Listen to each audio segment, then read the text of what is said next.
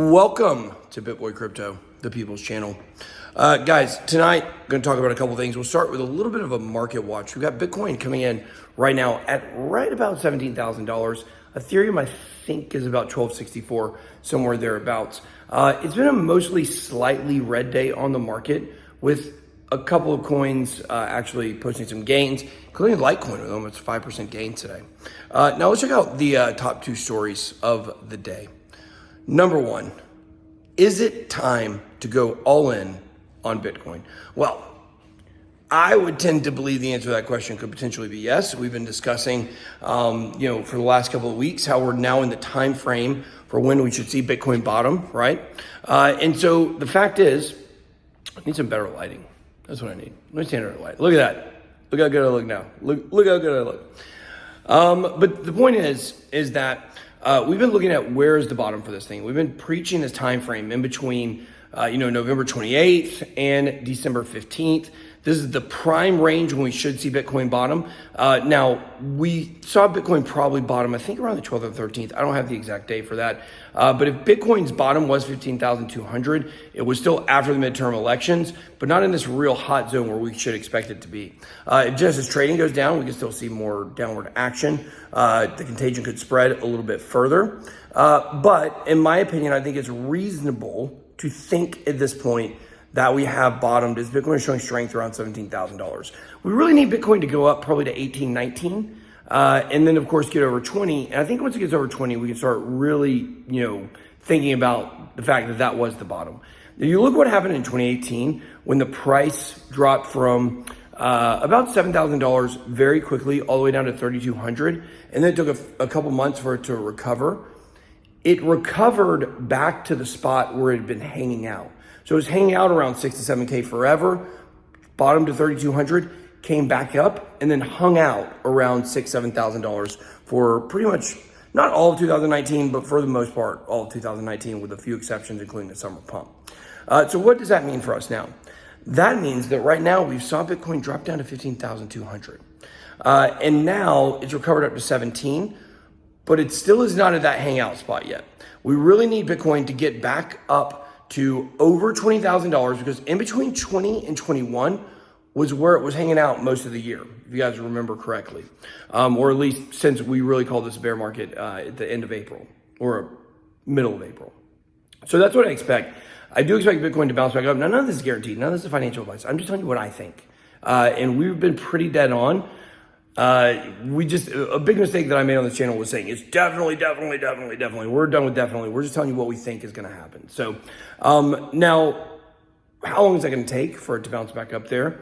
Well, if you go use 2018, 2019 as basically a barometer for that, you should be looking for it to return probably around February of next year, back to the $20,000, $21,000 region. If we get up above that in the short term, then that's good. That's bullish. But I don't expect Bitcoin to be making massive moves. Now, why do I bring all this up? Because Jim Cramer is telling you to sell your crypto. You guys know Jim Cramer is, known famously or infamously as a top or bottom signal. If he says sell, make sure to go all in. If he says go all in, make sure to sell. That's generally what people think about him. People say the same thing about me. It's not really true. We've been telling you guys the entire year it was going down. This is the first time over the last 7 days to where we're acknowledging the bottom might be in. This is the first time all year I've said the bottom might be in. Because of that, I think that Jim Cramer probably is right on time for a reverse indicator here, because, he doesn't really know that much about crypto. And when he comes out and makes these statements, in general, the prices go the opposite direction. So this is the first time, though, that I've said it. So we'll have to see, two men, one kind of old and bald and Louis C.K.-ish, the other one dashing, young, good looking, a lot of hair. Let's see which one comes out emerges victorious. Next story I want to talk about is Nexo, guys. This is big news. This is big news right here. Nexo is closing up shop for American customers. Why is this so big?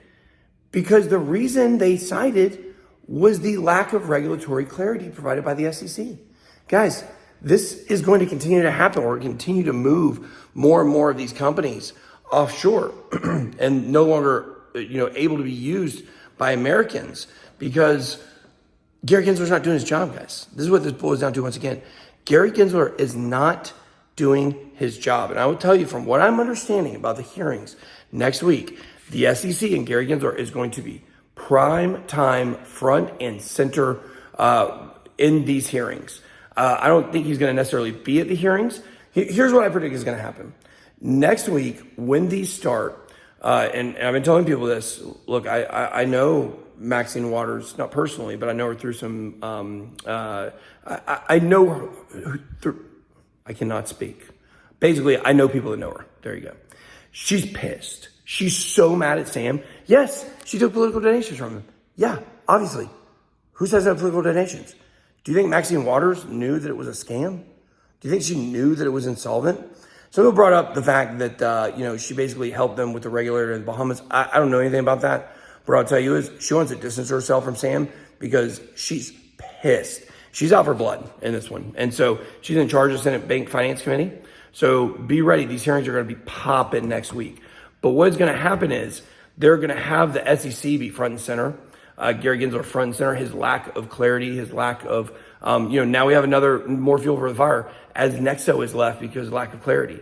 So they're going to put a lot of this stuff on Gary Gensler.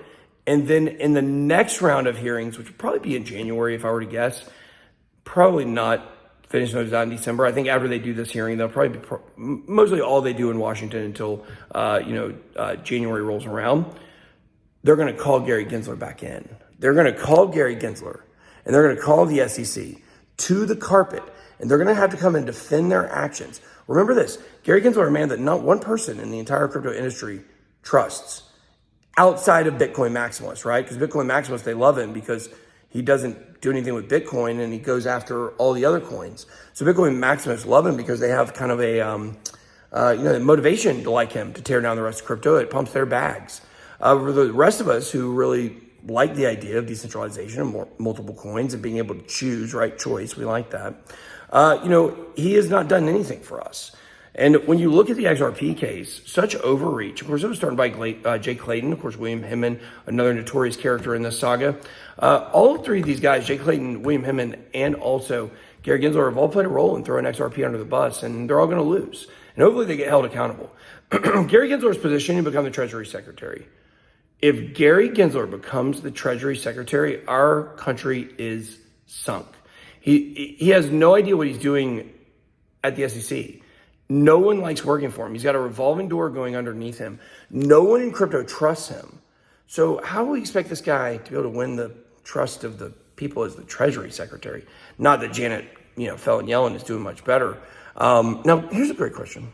Answer this down below in the comments. I want to know down below in the chat. Who has better hair, Janet Yellen or Gary Gensler? Drop that down below in the chat. That's all I got. Be blessed. Boy, out.